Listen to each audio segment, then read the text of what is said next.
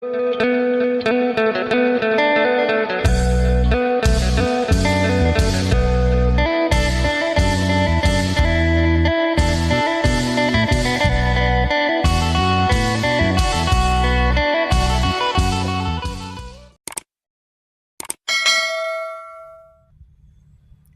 สบายดีและสวัสดีพ่อแม่พี่น้อง FC กันเมิดสุขูสุคนบ่ว่าทางฝั่งลาวทางฝั่งไทยหรือต่างประเทศกันยินดีต้อนรับเข้าสู่ช่องบ่าวจำม่ำอีกแล้วเนาะกับบรรยากาศแรงๆเนาะใกล้สิ5 โมงแรงแล้วพ่อแม่พี่น้องตอนนี้เฮากับจะเข้าไปหาพ่อเฒ่าคูณเนาะ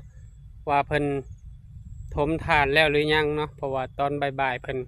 พันพื้นเนาะแซมพื้นใส่แซมพื้นน้อยใส่พอไปหับตัวโนมาแล้วบันทีเรียบร้อย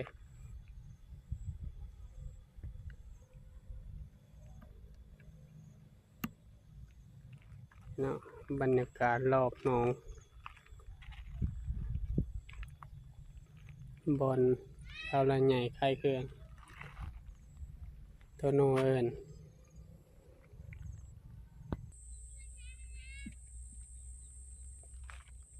กองฟืนนั่นพอเท่าคูณเนาะ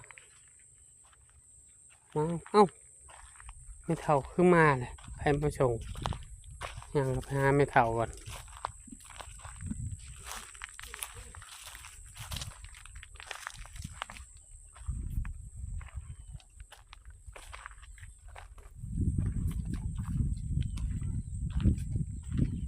สบายดีไม่เท่าบายดีหากระหอดบ่นี่ฮักก็ฮอดย่างมาบ่ไผมาส่งกระทอง วันทองมาส่งอ๋อ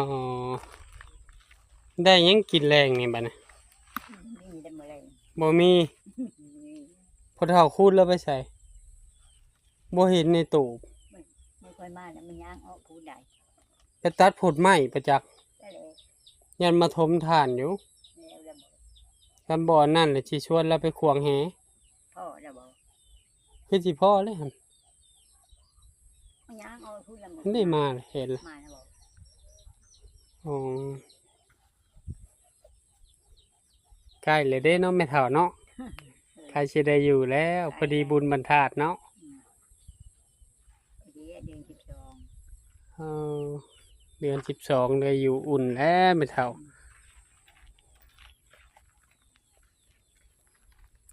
สบายดีน้องแอนนาเพิ่นไปหาฟืนสบายดี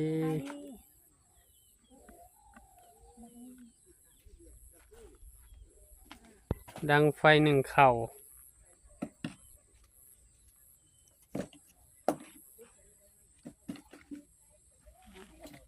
ประช่างเพิ่นกินแกงเห็ดปวกเขาเลยเนาะเฮ็ดโปะนั่นแล้ว อ๋อ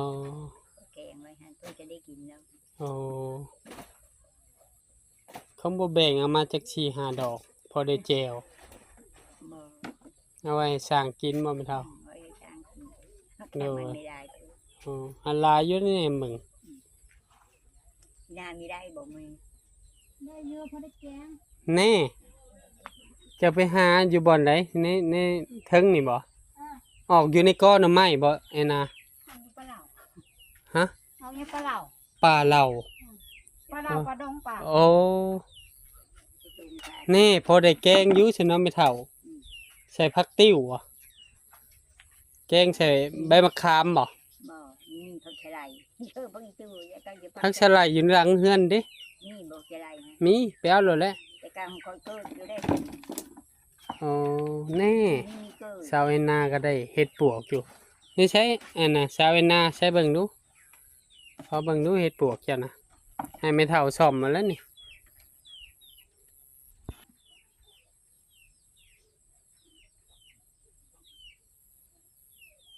สาวแอนนาเพิ่นก็ไปหาเฮ็ดพอได้แกงจะได้บ่อ๋อ ในตัวนั้นบ่นะ แบ่งไว้น้ำไว้กินมื้อน้ำ ในตัวนั้น อ๋อยังอยู่ทาง ไม่ยังคงเอ๊ะประเด็นนะ นี่ พักจ้างเองนะ พอดีแข้งอะมันอยากเน่าเนาะ ไม่เน่าไม่เน่า อยากเน่าเลยแต่มันเขาหาพอได้แกงอยู่แล้ว ไปแกงอยู่แล้ว อืม นั่งบ้านกูเอง เออ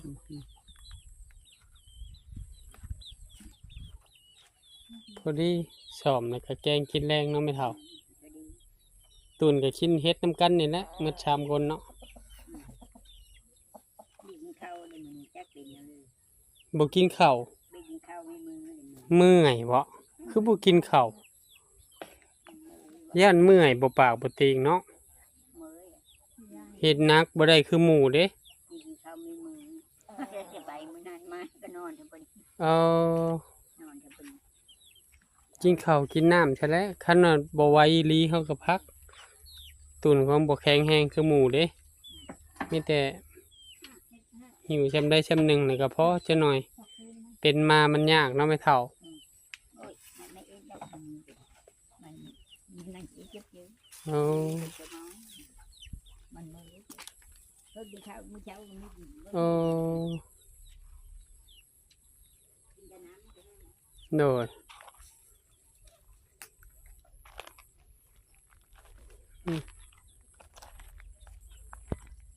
ไม่เท่ากับสอมเฮ็ดเราจิไปหาอยู่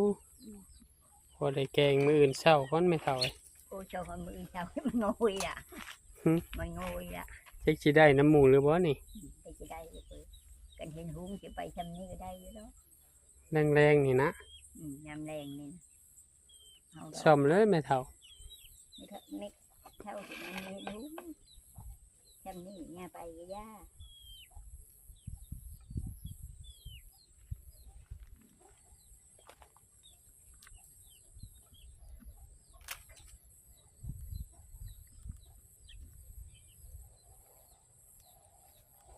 โอ้บ่กินข้าวแต่ว่านี่กินแต่น้ำส้มน้องตุนก็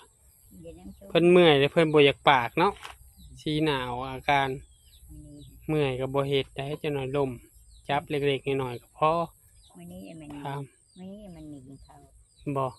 ตอนช่วยก็บ่กิน บ่ไปเช้านี่กินมื้อเพลงมี โอ้ กินน้ำส้มมื้อคืนนี้ เอาโดยเอาให้ไม่เฒ่าบ่รบกวนไม่เฒ่าแล้วสิไปหาพ่อเฒ่าคูณก่อน อยู่ดีมีแห้งเด้อไม่เฒ่าเด้อรักษาสุขภาพเอาให้เพิ่นแกงเฮ็ดปวกกินยามแรงใครแต่ได้ของกิน เดี๋ยวใครได้หน้าได้ เอาในนาบันไดเฮ็ดปวกเขาพอได้จูนเจือไปยังเรือมื้ออื่นเช้าบัดนี้ เนี่ยมาไม่เท่า อื่นยัง เออ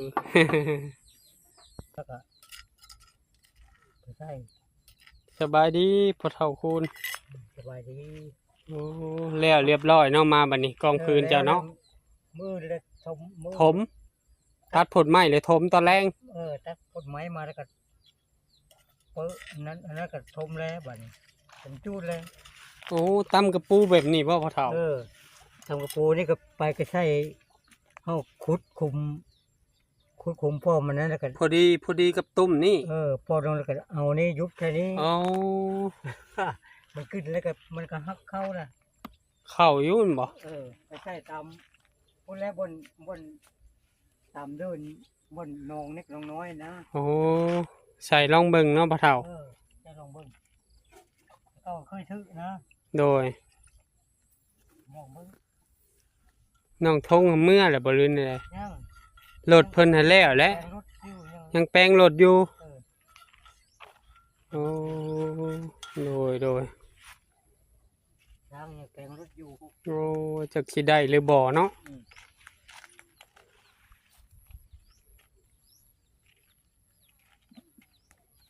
ลองเบิ่งให้ใช่ลองเบิ่งแต่เขาอีกเคยซื้อนะ ไปเดี๋ยวเราพาไปขี่รถไปเลย วันนั้นนี่นะนองตามอันนี้ที่ทางนี้ ทางใด ทางนี้นี่นอง น้องนี่ ทางที่นองตามแคมนี่นะ แคมให้หน้านี่บ่ แคมโอ้แคม โอ้นี่ ได้อยู่ขับไปโลดนึง หมดแล้วไปตามรอบของกุ๊กแคมเพื่อนเขานะแคมเพื่อนเขานะ โดย ไปร้องเบิ้งยืนเกมนะอย่างเกมนี่ เทียมน้ำไม่เท่าแล้ว เอาเกมนี่ก่อน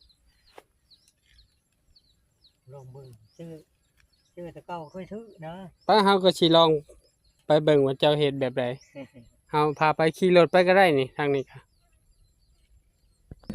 สบายดีน้องสา สวัสดี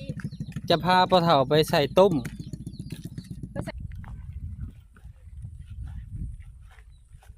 คือว่าบ้วนๆอยู่โดดอยู่เนาะพ่อเฒ่า โอ้ บ่ได้ทางนั้น เฮาก็ยับลงแค้นในหนึ่งบ่ได้บ่ บ่แล้วเอาใส่นี่ได้ เฮาเอาขี้ต้มออกมาบ่ได้บ่ ได้แล้วเฮ็ดสิได้เนินนะ ยับลงอีกบ่ได้บ่พ่อเฒ่ายับลงบ่มานอน นับเอาเก้าแล้วคือแท้ทั้งหมด บ่แล้วอยู่ทางนี้มันลบหลุมได้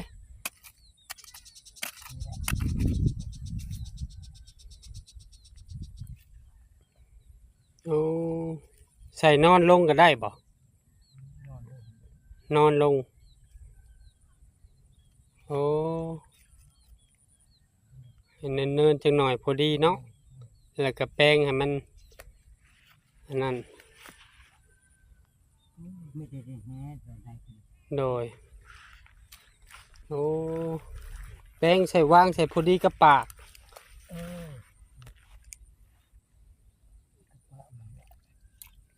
โอ้แบบนี้เนาะคือว่าใส่ตุ่ม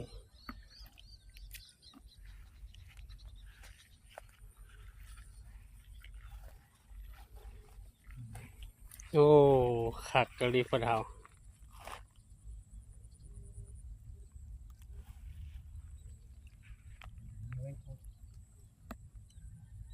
โอ้กินเนื้อคน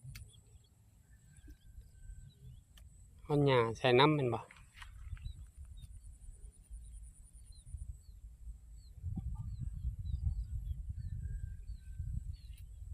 นั่นเข้ามานั่นแหละ โอ้ เย็นมาคัด ปกไว้แล้วมันนี่เนาะหาหญ้าหาหยังปกไว้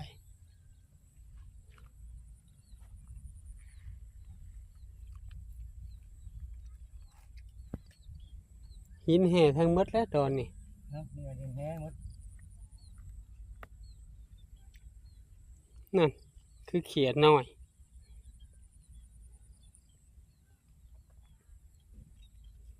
โอ้แปลงเรียบๆนั่นเนาะเอากระปูใส่บ่มันนี่ เออ เขียดน้อยเขียดใหญ่ก็เข้าเบิดบ่ปะเฒ่า เข้าหมด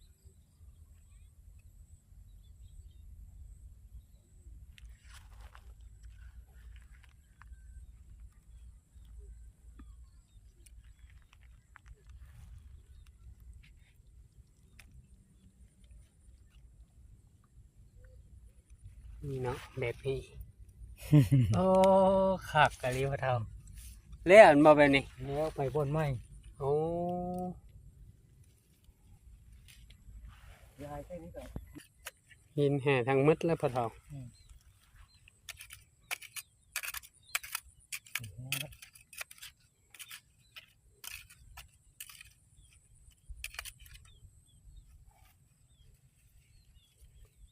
มี4อันนี่บ่ปะเฒ่า เออ เฮ็ดเองบ่ปะเฒ่า เออเฮ็ดเอง อ๋อ โอ้ยจกตัวใดได้ทำมันแห้หลาย โดย จกบ่ได้บ่โอ้เป็นดินแห้หลายเลย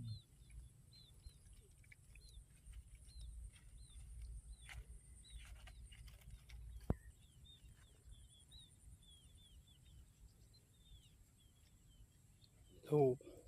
เกี่ยงๆมื้ออื่นบ่จึงมายาม เออมื้อเช้าแล้ว มื้ออื่นเช้ามื้ออื่นเช้ายามบัดเดียวเนาะ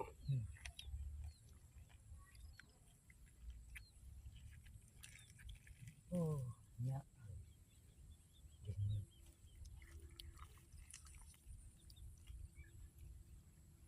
ตำกระปูตำกุ้งใส่เนาะเหยื่อเนาะ กุ้งได้เข้าแล้วก็ บางโตก็ออกได้บ่หรือออกบ่ได้เลย ตัวเขาได้ บางโตก็ออกบ่ได้เนาะ มันมีชู้ออกดอก บ่ค่อยออกดอกเข้าไปเลยเนาะเอาด้ามเสียมแหย่เข้าไป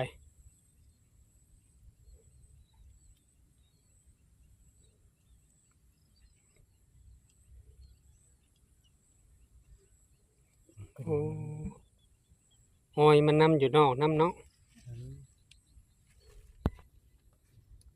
นี่เนาะใส่ตุ้มเอากบสูตรดังเดิมแบบพอเฒ่าคูณ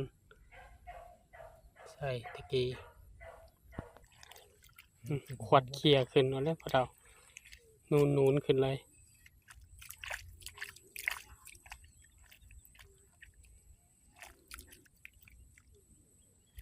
พอดีวางใส่เลยมันตอนแรกนี่ก็กินกับอันกบไปแหล้วกับปลาอะไรเนาะพอเฒ่าเนาะ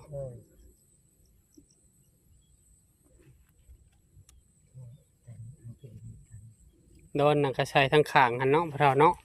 ใส่ในแจ้น่ะ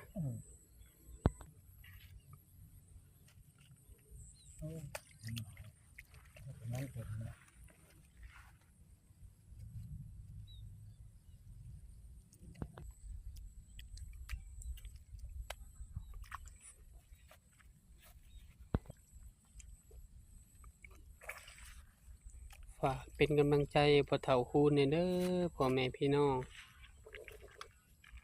มาพาพอเฒ่าคูณมาใส่ตุ้มเขาเอิ้นตุ้มเนาะพอเฒ่าเนาะ ตุ้งครบ ตุ่มครบมาฮอนนี้บาจะมั่มขอบบุญขอบคุณพ่อแม่ FC หมดทุกท่านเนาะที่เบิ่งคลิปบาจะมั่มแต่ต้นจนจบเพื่อบ่ขามโฆษณาเพื่อเป็นกำลังใจให้บาจะมั่มเฮ็ดคลิปใหม่ๆเนาะออกมาให้พ่อแม่พี่น้องได้รับได้ชมก็ขอให้พ่อแม่ FC ทุกท่านจงมีสุขภาพร่างกายแข็งแรงปราศจากโรคภัยไข้เจ็บคิดสิ่งใดก็ให้ได้สิ่งนั้นสมความมุ่งมา่ปรารถนาไปใส่มาใส่แคล้วขาดปลอดภัยเด้อ